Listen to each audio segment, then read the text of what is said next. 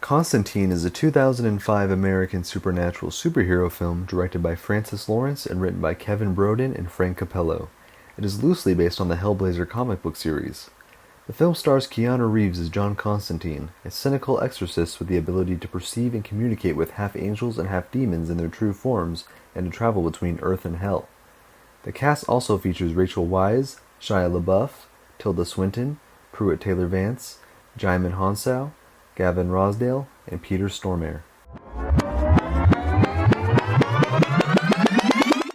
Welcome back to DC Movie Rewind, where we look back at every live-action DC movie. Today we are discussing Constantine. Producer Lawrence Schuler Donner began developing the film in 1997. Paul Hunter was attached to direct in 1999, and he was replaced by Tarsem Singh in 2001. Warner Bros. Hoped to begin filming in 2002 with Nicolas Cage in the lead role, but Singh dropped out, resulting in opposing lawsuits filed by himself and Warner Bros. He was replaced by first-time director Francis Lawrence, previously known for his commercials and music videos. Keanu Reeves became attached to the film in 2002. Constantine incorporated some elements of Garth Ennis's Dangerous Habits story arc from the comic, issues 41 to 46, and others, such as the inclusion of Papa Midnight from the original Sins trade paperback. The film's title was changed from Hellblazer to Constantine to avoid confusion with the film series Hellraiser. In fact, the comic series was originally going to be titled Hellraiser, but was retitled to avoid confusion with the first Hellraiser film, which was released a year before the debut of Hellblazer. Alan Moore, the original creator of John Constantine, was disappointed by the previous adaptations of his comics, From Hell and The League of Extraordinary Gentlemen, and refused to be credited or associated with the film, asking that his royalties be distributed among the other creators of the character. The film changed several aspects of the source material. For one, it was set in Los Angeles, rather than England, which Lawrence justified by claiming that the comic book was not exclusively set in London. Reeves played the role of John Constantine with his real-life Canadian accent and black hair, while the character in the comics was drawn to resemble the blonde musician Sting and came from Liverpool. For the film, Constantine was also given the psychic ability to see half-breeds as they truly are, and this led him to attempt suicide, causing his damnation, which, in the comics, was punishment for summoning a demon that killed a young girl. Additionally, the resolution of the lung cancer plotline in the film was amended so that Lucifer willingly saves the redeemed Constantine to give him a second chance at falling, rather than being tricked into doing so. Now, let's talk about the production. The movie was produced by Warner Bros. And distributed by Warner Bros. It was directed by Francis Lawrence. The movie was written by Kevin Broadbent and Frank Capello. The movie was also produced by Lawrence Schuler Donner. Tyler met Lawrence and editor Wayne Warman during the summer of 2004 and showcased an early cut of the film, which he found terrific, and told them some ideas of what he wanted to accomplish if he were to compose the score. A week later, he was brought on board to score music for Constantine. Coming up with the initial ideas, he decided to write themes for John Constantine where he wanted to convey the feeling of dread and ancient religious beauty, while acknowledging the film noir quality of the protagonist. Lawrence was supportive through Tyler's composition and wanted to bring his own style to the film.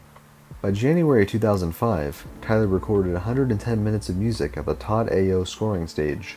However, some of the studio executives noted that the score was too dark and needed some humor. Due to the time constraints, the producers brought on Badelt to collaborate on the new material, while Tyler would conduct the score and mix it with the rest of the material. Tyler noted that Badelt's score had a modular quality, and had brought on an electronic element to the score which was not previously there, while also using samplers in the parts composed afterwards. The original release date for the film was September 17, 2004, but it was subsequently pushed back to February 2005. Although the film was intended to be rated PG-13, it received an R rating from the MPAA, which Lawrence attributed to its religious overtones. Constantine premiered in Paris on February 7, 2005. It opened in 3,006 theaters in the United States on February 18, 2005, earning $29.8 million in its opening weekend and ranking second behind Hitch's second weekend. It ended its run on June 16th, having grossed $76 million in the United States and Canada and $154.9 million in other territories, for a worldwide total of $230.9 million. It had a budget of $70 to $100 million and made $230.9 million at the box office. It currently has a 46% critic score and a 72% audience score on Rotten Tomatoes, a 7 out of 10 on IMDb, and a 50 Metacritic score. The film received mixed reviews. To tie into the film's release, a novelization by John Shirley and a video game adaptation were produced. The novelization states that the buildings in hell are built with the souls of the damned, rather than brick, and lined with blood, rather than mortar. In later years, the film has received critical reappraisal and has been deemed a cult classic by some critics and journalists. In November 2012, Guillermo del Toro signed a deal to write and direct a Justice League Dark film centered around DC Comics' supernatural characters, John Constantine among them. Keanu Reeves, who played John Constantine, also voiced Batman in DC League of Super Pets. A TV series called Constantine aired from 2014 to 2015 for 13 episodes across a single season. He is portrayed by Matt Ryan. He has appeared in many projects in and out of the Arrowverse. Charles Kramer and Papa Midnight would appear in the same show, portrayed by Charles Halford and Michael James Shaw, respectively. Lucifer Morningstar would get his own TV series starting in 2016, portrayed by Tom Ellis. Reeves said in 2019 and 2021 that he was open to reprise the role in the future. In November 2020, Stormare announced in a post on Instagram that a sequel was in the works, though neither representatives for Warner Bros. Nor Reeves immediately responded to requests for comment.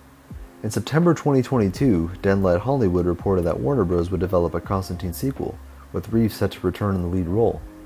Lawrence was set to return as the film's director, with Akiva Goldsman writing the screenplay. Goldsman would also produce, alongside J.J. Abrams and Hannah Minghella.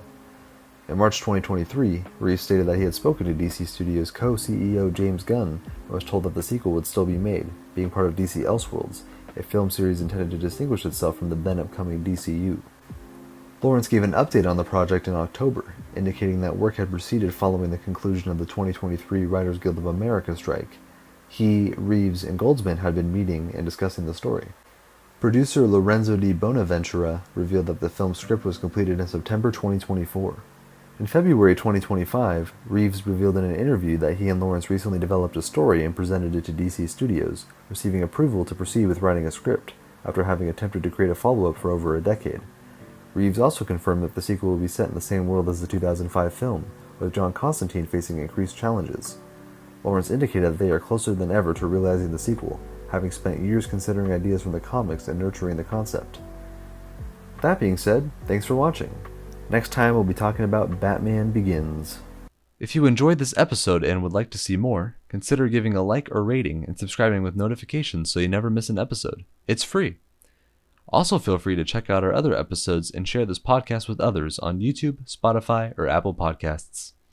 We'll see you next time on Movie Rewind.